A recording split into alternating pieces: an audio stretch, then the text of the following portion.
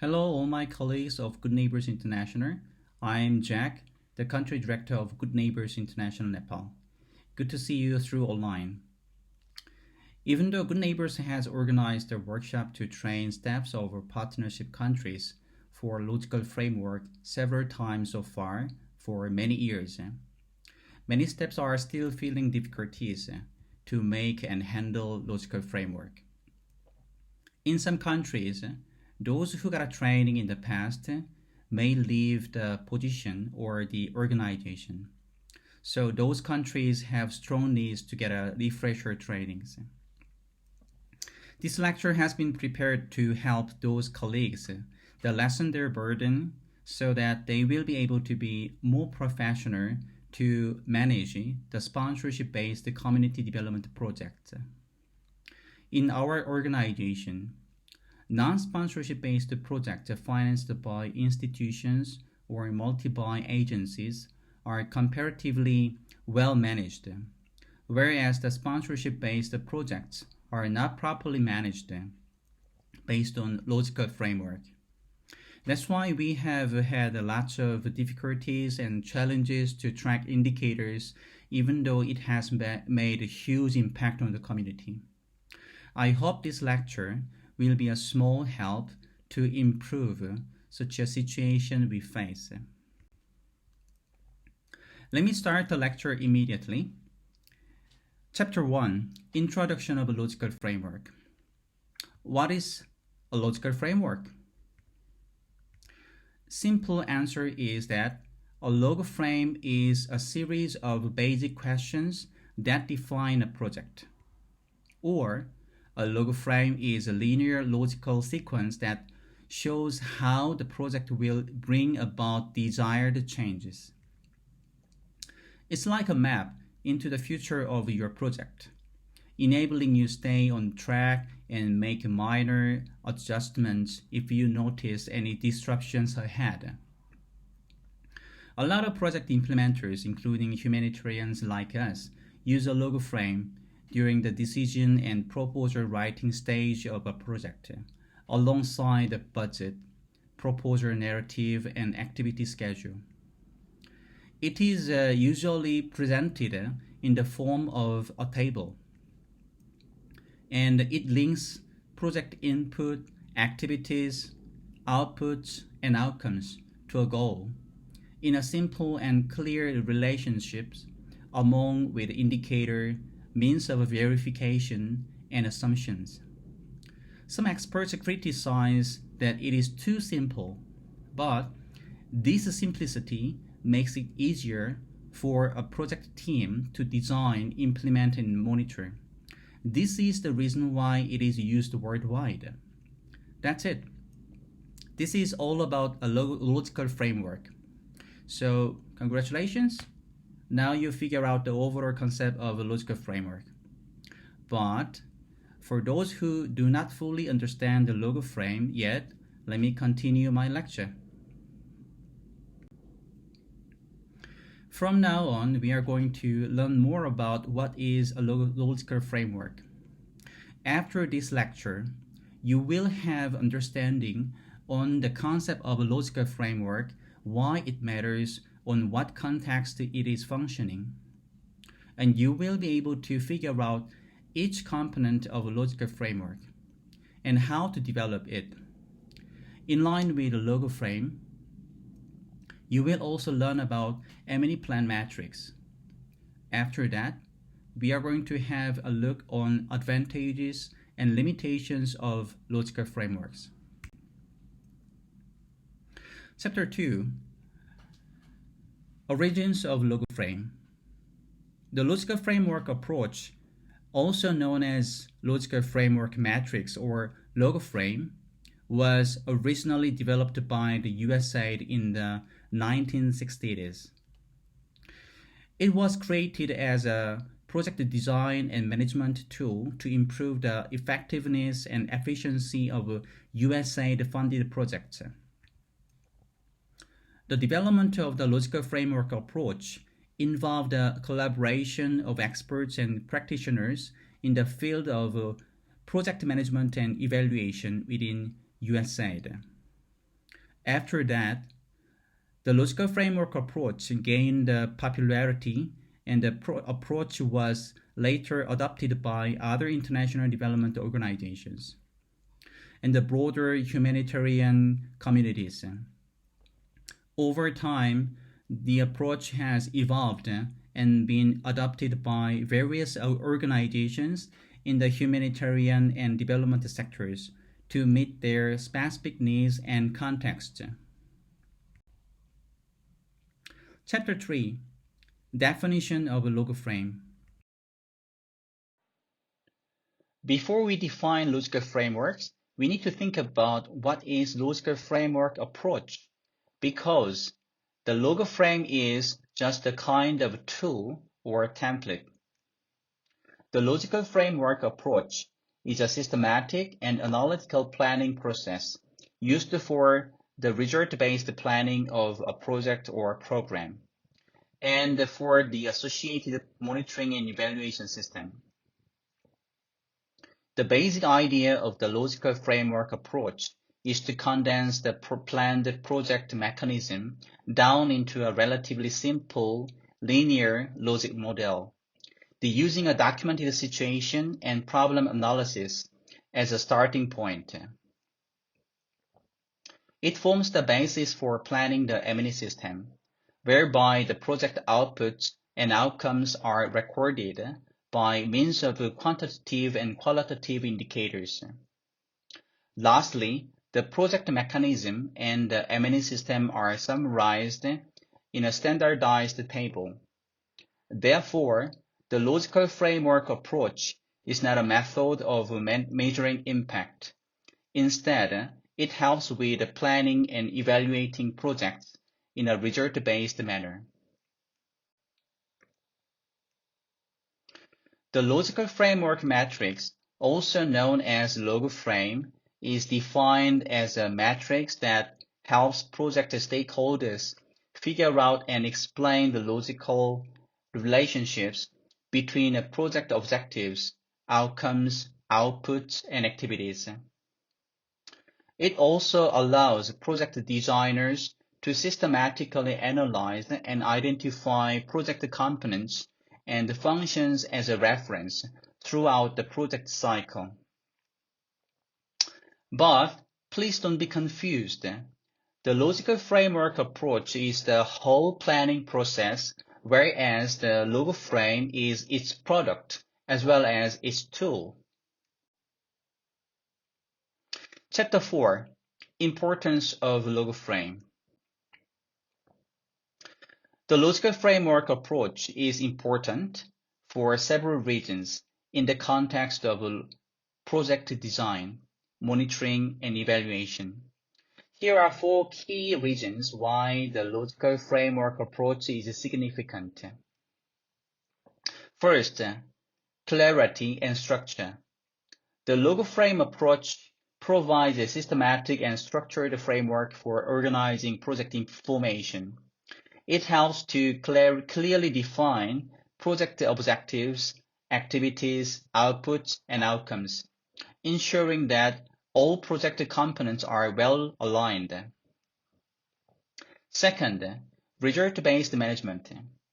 The logical framework approach is based on the principles of result-based management, which focuses on achieving measurable outcomes and impacts. By using the logical framework approach, project stakeholders can identify and prioritize the desired results, ensuring a result-oriented approach to project implementation. Third, goal orientation. The logical framework approach emphasizes setting clear and measurable objectives, which are linked to the overall project goals. This ensures that project activities are aligned with the desired outcomes and that progress can be effectively tracked and evaluated. Fourth, accountability and transparency.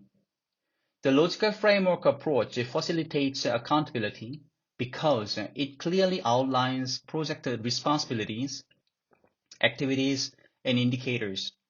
It helps the stakeholders understand their roles and responsibilities and promotes transparency in project implementation, as well as enabling effective coordination among project participants.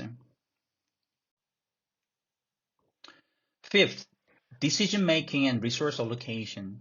The logical framework approach provides a framework which enables project managers and stakeholders to make evidence-based decisions for appropriate resource allocation. It is possible because it provides a clear understanding of the project logical connections and expected outcomes. Sixth, monitoring and evaluation. The logical framework approach serves as a tool for project monitoring and evaluation. It allows for the systematic collection of data, enabling the measurement of progress towards the objectives and the assessment of a project in the perspective of effectiveness, efficiency, relevancy, and sustainability. Seventh, communication and collaboration. Do you think what happens if stakeholders do not have logo frame when working together? It's gonna be literally chaos because everybody will say different goals in a different ways. The logo frame approach enhances communications and collaboration among project stakeholders.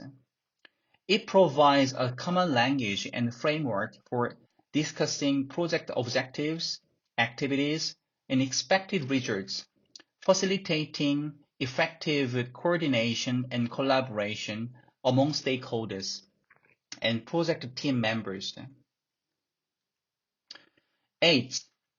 Learning and adaptation. The logical framework approach encourages learning and adaptation throughout the project cycle. By incorporating regular monitoring and evaluation, it allows for the identification of challenges, risks, and necessary adjustments, promoting continuous improvement and adaptive management. Overall, the logical framework approach is important because it promotes clarity, accountability, decision-making, and learning, ultimately leading to more effective and successful project design, implementation, and evaluation. Chapter 5, Key Principles and Background Concepts. There are some key principles and background concepts we need to understand before we figure out the components of a logo frame. The number one is the result-based management. RBM is a management strategy by which a project ensures that its process, product, and service contribute to the achievement of desired results and use the results to make a decision on the design and implementation of projects and activities. RBM has three benefits, which are learning, accountability, and evidence-based decision-making. First, learning includes systematically generating and sharing knowledge about how best to achieve development outcomes. Second, accountability. RBM ensures greater accountability by identifying the intended result of a project in advance, requiring regular monitoring and reporting towards the result. Third, evidence-based decision-making. RBM ensures that decisions about allocation of fund and other management strategies are made based on many findings and evidence. The RBM approach gives us three implications as well. First, when we design a project, a set of results must be defined. Second, as project implementation starts, monitoring becomes an essential task to ensure results are being achieved.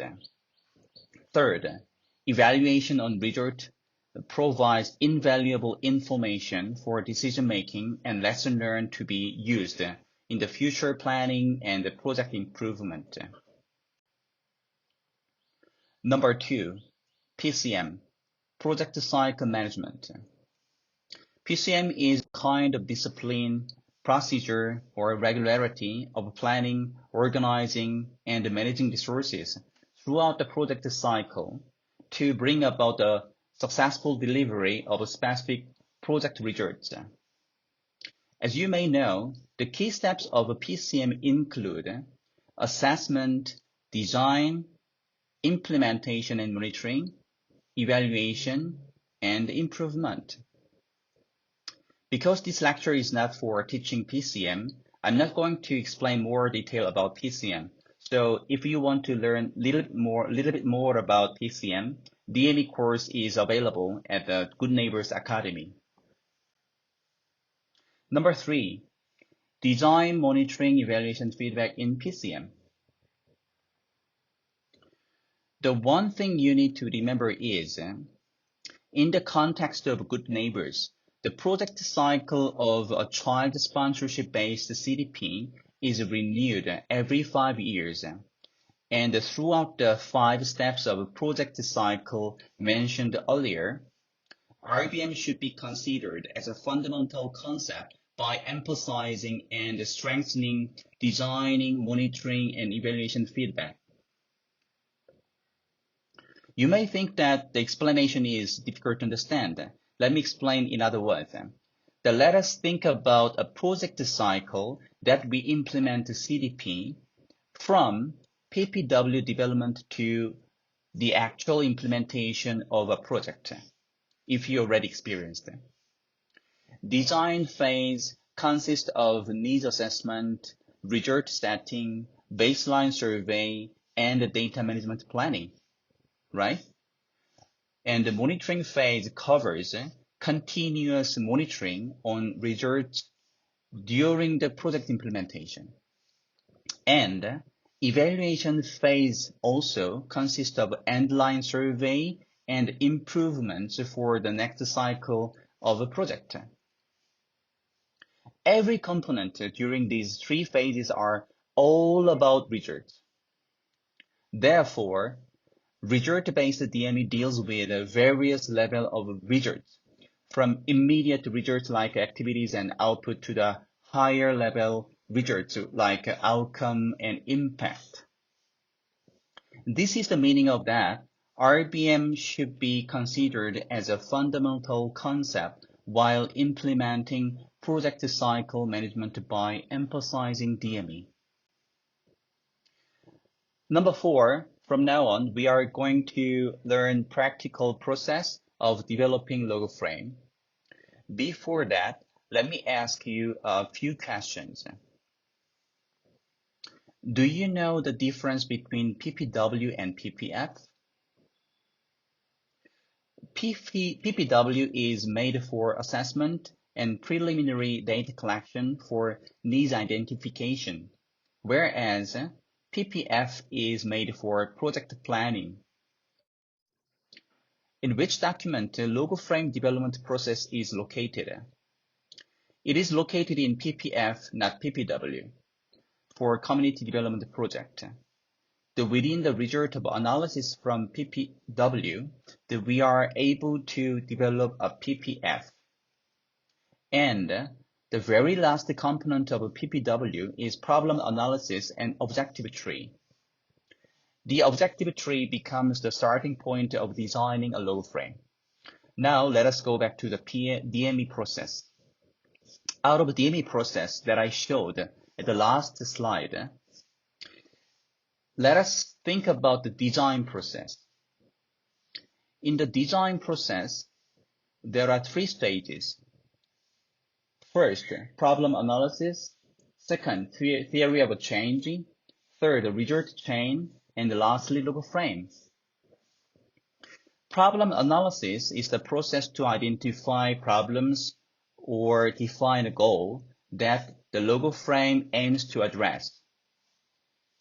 And theory of change is a 3-structured chart that comprehensively shows how and why a desired change is expected to happen in a particular context. Once you make a theory of change, result chains are easily made. I will show you later. And then finally, combined result chains becomes a logo frame. Okay, let me explain the process to make a logo frame with an example from a health sector, which is taken from Good Neighbors International Nepal. This example shows the process to extract a logo frame from problem tree and objective analysis. Firstly, let's see this problem tree. 7 causes are identified and categorized into 3 major parts. One is weak health service delivery capacity of public health facilities. Another one is low access to quality wash facilities at school and community. And the last one is inappropriate health and wash related behavior. These 3 causes result in a core problem, which is low access to essential healthcare services and facilities. And then it brings about 3 effects. One is low achievement rate in ANC, PNC, and institutional delivery. Another one is high occurrence of underage pregnancy. And the last one is high occurrence of seasonal communicable waterborne diseases.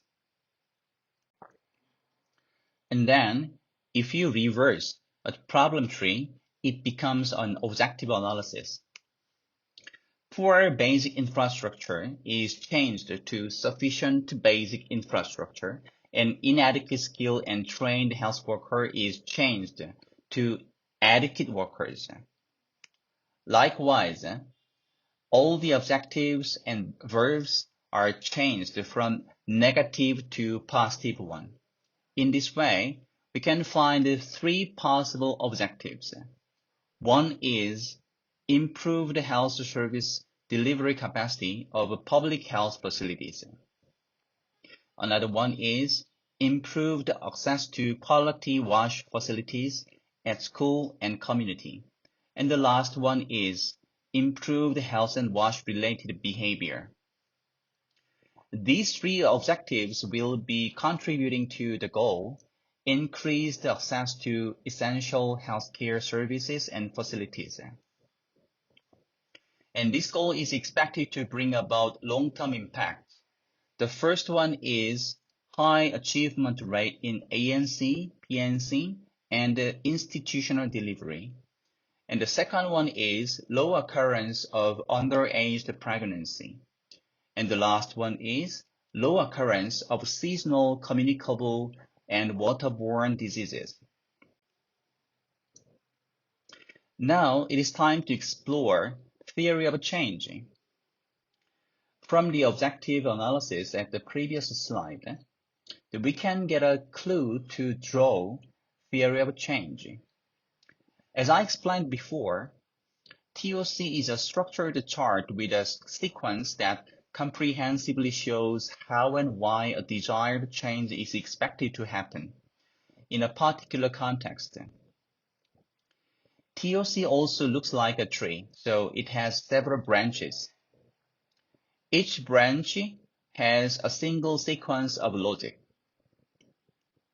The yellow boxes are activities, and a group of activities result in an output. And according to the objective analysis that we have seen at the previous slide, 3 outputs are expected to bring about the outcome. And with other outcomes in different sectors, which is not shown here, this outcome can contribute to the goal. From the bottom to the top, and from a group of activities to the goal, and each sequence of objective is a result chain.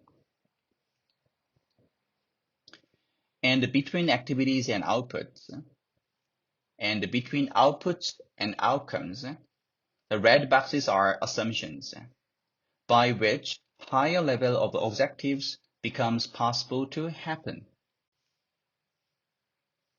You can copy and paste every single component from TOC to logo frame, and then just add means of verification. What you need to be careful is, for each detailed activity, you can rephrase it to indicate like a sentence, like this. For example, if the sentence of an activity is improved health and wash education are provided, the indicator sentence can be number of people reached to improved health and wash education. Easy, right? Okay. We finished to explore all the process to develop a logo frame. Next one is Chapter 6, Components of a Logical Framework. Let us explore the features of a logo frame. There are a variety of terms and structures used in logo frame by different organizations, but narrowing down the logo frame structure that Good Neighbors use, how it looks like. There are two directions, which are vertical cells and horizontal cells. Namely, there are columns and rows. Columns represent objectives or result chain, while rows indicate how achievement of a different level of objectives will be verified and in what preconditions. Let us look at the first column. Firstly, the first vertical line or the first left column shows the hierarchy of objectives. It is a set of objectives being arrayed in a sequence from the high level to the low level. Goal, outcomes, outputs, and activities. Based on the developed TOC, a planning team needs to identify which assumptions need to be considered for the project and determines the goal, outcomes, outputs, and activities.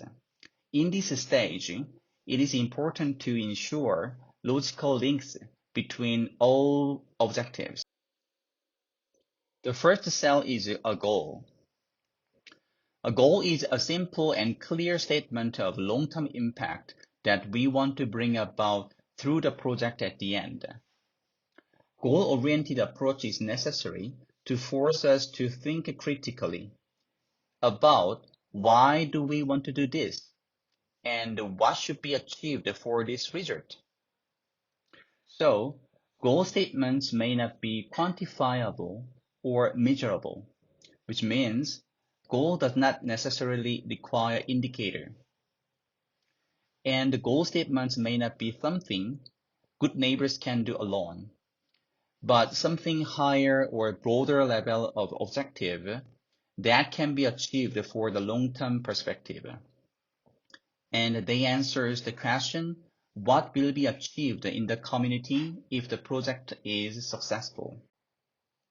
And at the bottom, there is a cell for activities. Let me explain the activities first before outputs and outcomes, because it is easier to understand. Although you need to define outcome level first and then define one by one downward. Activities are actions taken through which inputs are mobilized and by which outputs will be produced. In this context, input means different resources like financial, human, technical, material, and time resources. Activities are details of what you are going to do for the project. Therefore, unlike outcomes, which is not directly controllable, a project team is fully accountable for the execution of activities.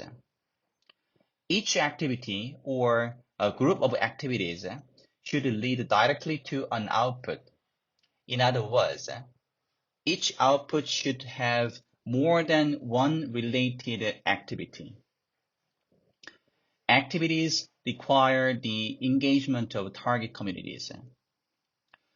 Here are some examples of activities. if output is community infrastructure for dairy value chain are developed, activities can be construct a community milk collection center, or form a dairy value chain cooperative, or conduct monthly meeting of a milk collection committee, for example. And in the middle, there are outputs and outcomes. As you can see now, outputs are products directly resulting from projective activities. Outputs are supposed to be tangible deliverables resulting from activities, while outputs aggregate and contribute to achievements of outcomes. The relation between outputs and outcomes are a sort of cause and effect. Outputs are what we do, while outcomes are what we want to make happen as a result of outputs. By the way, outputs are something we can control, whereas outcomes are something we cannot control. Why is that so? It is because there are assumptions. I'm going to explain more about what assumptions are later, but simply speaking, assumptions are a kind of preconditions by which outcomes can happen as a result of outputs.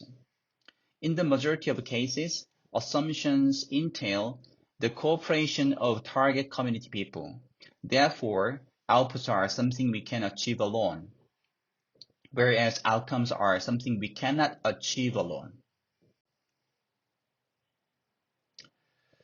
Output statements are often facilities, products, goods, or services, and they should be achievable by the control of project team. And here are some output examples. IEC materials for gender-based violation are developed for girls groups, or gender-friendly toilets are built in schools, or female community health volunteers trainings are conducted. Do you understand? What about outcomes?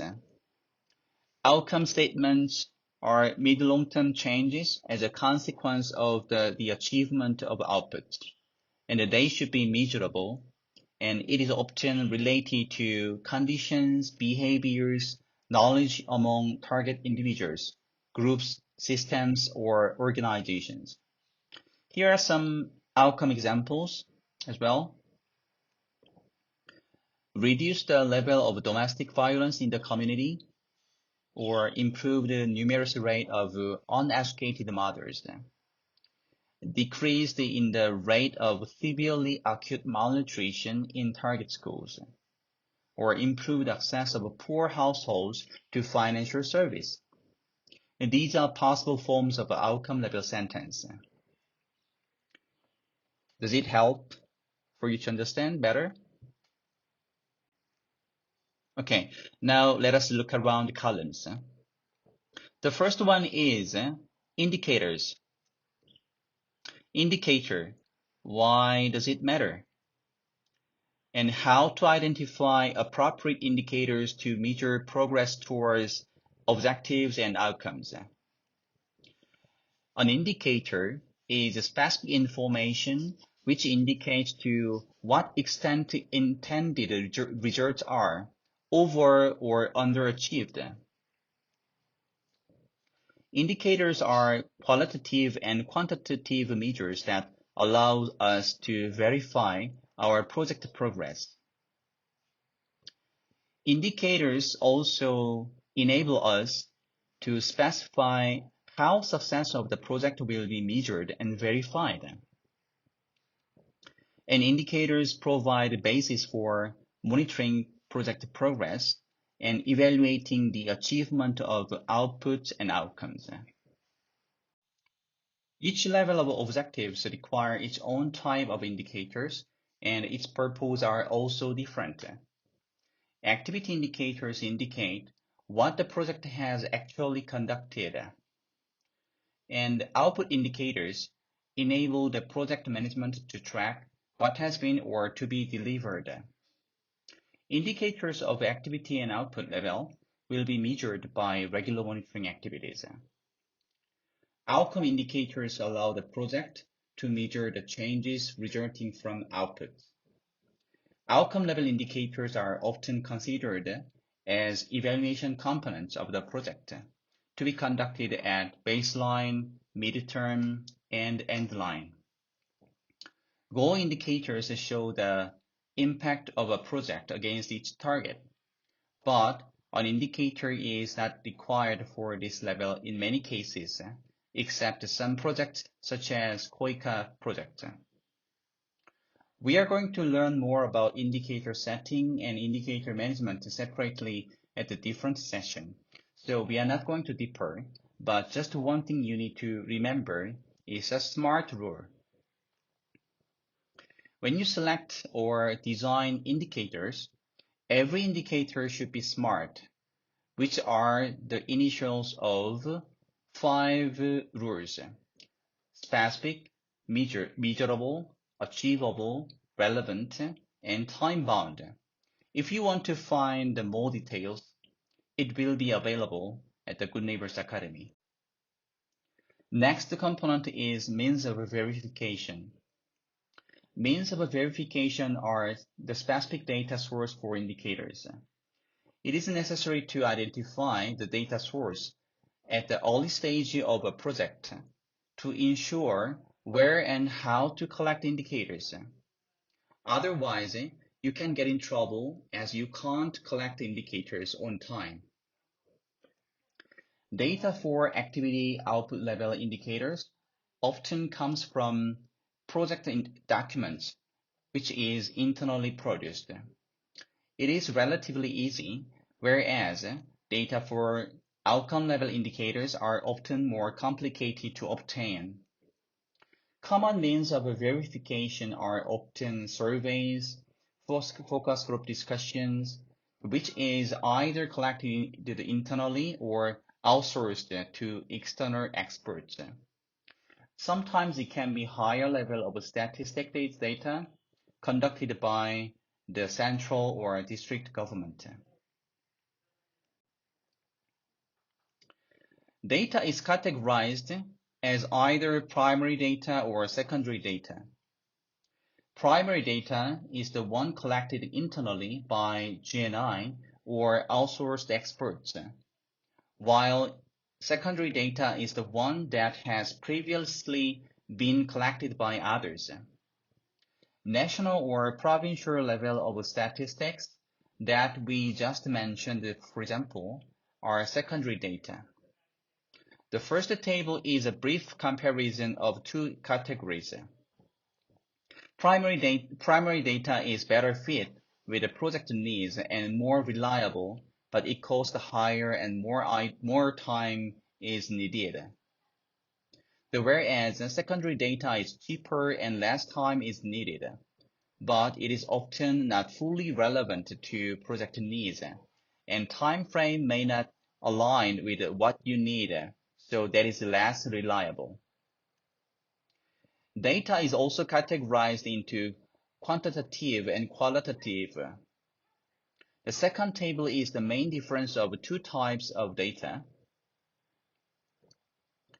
Quantitative data explains what is being studied with number forms, while qualitative data explains it with word forms.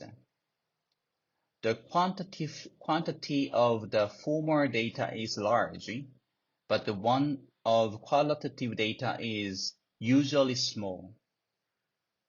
The former data focuses on what and how many, while the latter one is focusing on why and how. Lastly, the output of quantitative data is projectable numbers, while the outputs of qualitative data is a form of description. The last column is assumptions and risks. A project alone cannot guarantee that the objectives will be achieved, especially in the higher level, because there are lots of external factors influencing to the implementation of the project, as well as the achievement of project objectives.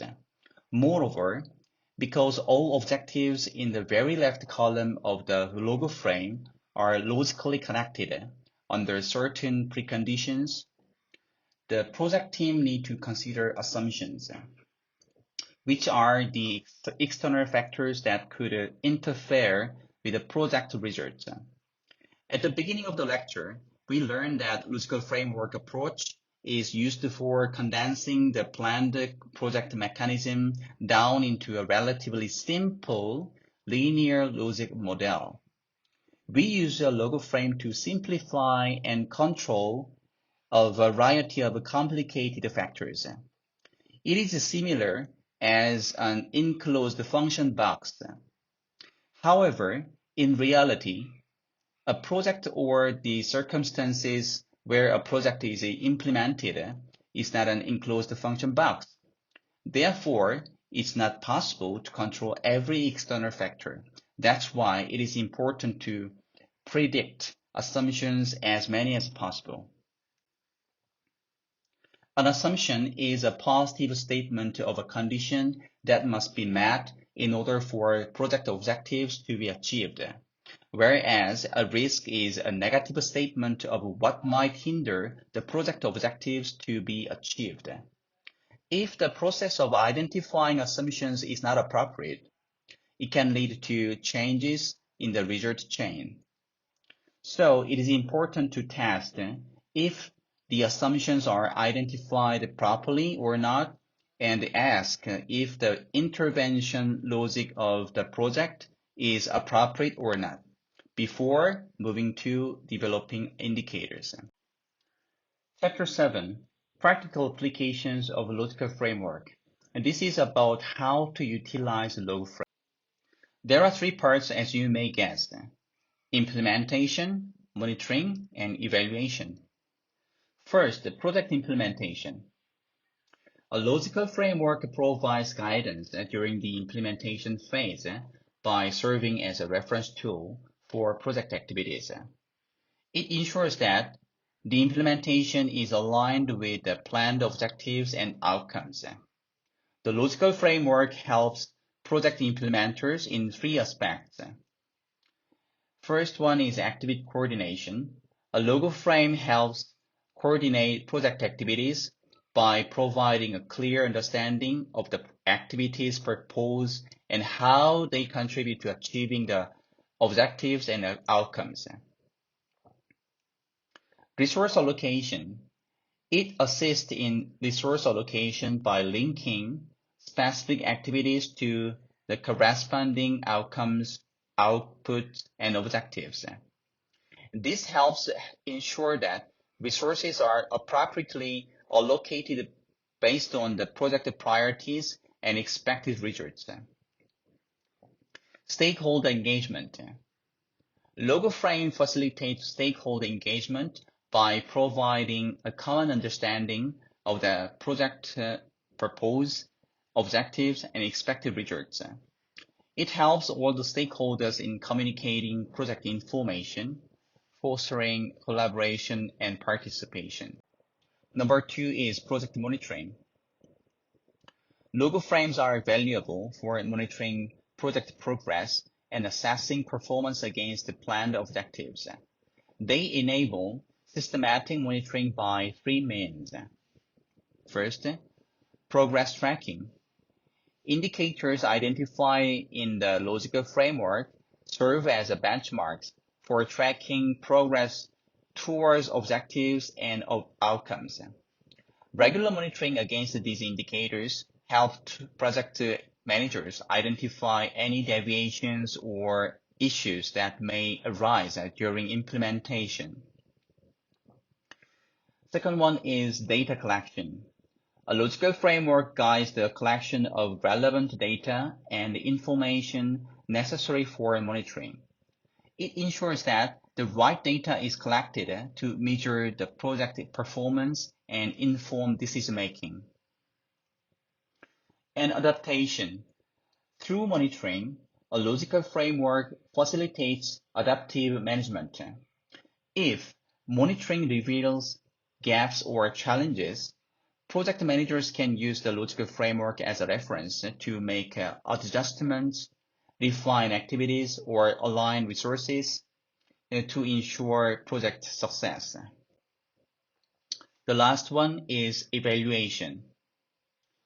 Logical frameworks provide a foundation for project evaluation, enabling a systematic and structured assessment of project outcomes and impact.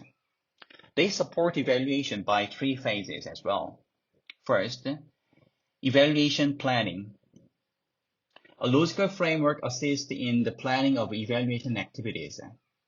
It helps evaluators to determine the evaluation questions, methods, and data sources required to assess the achievement of objectives and outcomes. Performance evaluation. Logo frames serve as a basis for comparing actual results against the planned objectives and outcomes. They enable evaluators to analyze the project performance, identify strengths and weaknesses, and make recommendations for improvement. Accountability and learning. A logo frame contributes to accountability by enhancing the project effectiveness, efficiency, relevance, and sustainability. It also facilitates organizational learning by capturing lessons and insights from the evaluation process for the future project. Chapter 8, M&E Plan Matrix. According to the DME guidance of Good Neighbors, M&E Plan Matrix is used in design process to detail key monitoring evaluation requirements for each indicators and aims to facilitate reliable data collection by adding means of verification and frequency of data collection, as well as by designating responsible person. Its features are not very different from logo frame. The first left column is for indicators. You need to arrange the objectives in accordance to the hierarchy. Second one is definition. As I said a few slides before, indicators should be defined with the rule of SMART, with specific, measurable, achievable, relevant, and time-bound. And their definition must be stated in a clear sentence for nobody to misinterpret or interpret differently. The third column is means of verification and methods of data collection, which shows what source will be secured and collected to check the indicator that you need. The fourth one is frequency of data collection. It depends on the kind of indicator and means of verification. Even though you want to collect and check every year, if the source is a demographic information, for example, it can be only available every 10 years. The last one is person responsible. Let me skip it because it is as it is. Chapter 9, Advantages and Limitations of Logo Frame. Now let us talk about advantages first. Because we already learned the importance of a logo frame, I believe we all know the advantages of using logo frame already. But I would like to emphasize to say that there are 3 key advantages of using a logo frame, which are clarity, systematic thinking, and enhanced accountability. Clarity ensures that the project team members can cooperate together because the logo frame orients them to the same goal. And it helps the project team think systematically, as ideas are logically structured within a logo frame. And this systematic approach leads the project bringing about accountable result to the end. Next, let us talk about the limitation of using logo frame. Limitation of using logo frame is subjectivity, oversimplification, and rigidity. Because it is made by a person, it is not possible to exclude subjectivity 100%. That's why it is important to make it together, maximizing the cooperation with the different stakeholders, especially community people. Otherwise, the logo frame can be a desk theory. So, collective intelligence is required. Let me introduce a bad example regarding the case of wrong or missing assumptions. There is a maternal and child healthcare project in Nepal, in Mugu province. The project team designed the logical framework carefully, but there was a missing assumption, unfortunately. One of the project components is the normalization of hospital operation. However, the success factor was out of the logo frame, which is the upgrading of the hospital, because it determines whether or not hospital will get a doctor and budget, and it is the key factors to determine whether or not the hospital operation will be normalized. But it was a factor that the project cannot control. The project still got in trouble and stuck into that stage with the hospital upgrade issue remains unsolved. Next one is oversimplification. To be honest, it is not possible to avoid simplicity because the circumstances where the project is carried out is not an enclosed function box, as I showed you a few slides before. But if you think a little bit differently, perhaps we are able to keep carrying out the project thanks to this simplicity. If we have to consider every single factor surrounding the project, we may not be able to even start the project because of its complexity. Lastly, rigidity. If you too much rely on the logo frame only, believing that, oh my goodness, I made a perfect logo frame, it doesn't require any more improvement like that, the logical framework can be a failure factor of your project. It should be a living document always. So you need to respond to the changing circumstances with a flexibility and open mind, considering the possibility that some objectives or indicators can be revised in the middle of the project.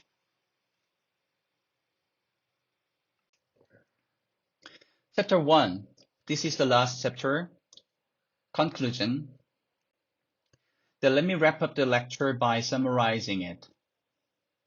First, logical framework is a matrix that helps project stakeholders figure out the logical relationships between a project objectives, outcomes, outputs, and activities.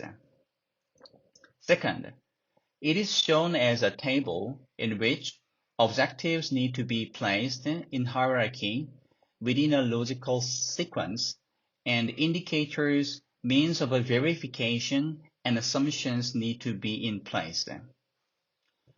Third, logo frame is important because it ensures and promotes clarity, measurable objectives, the right decision-making, accountability, M&E, communication, and collaboration, ultimately leading to more effective and successful project design, implementation, evaluation.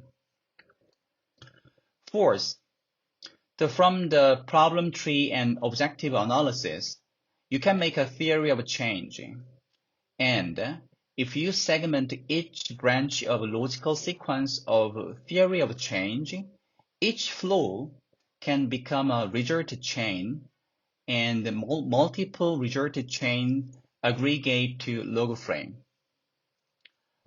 Lastly, if we consider the limitation of using a logo frame, such as subjectivity, oversimplification, rigidity, it will give us a lot of advantages, including clarity, systematic thinking, and enhanced accountability.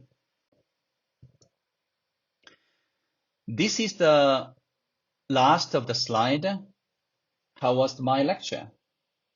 It was very long presentation, but I wish it helped you to foster your understanding on logical framework. I hope all the colleagues of Good Neighbors will pay more attention on managing logo frame, especially for the improvement of sponsorship-based community development projects. Thank you very much for listening my lecture. Thank you.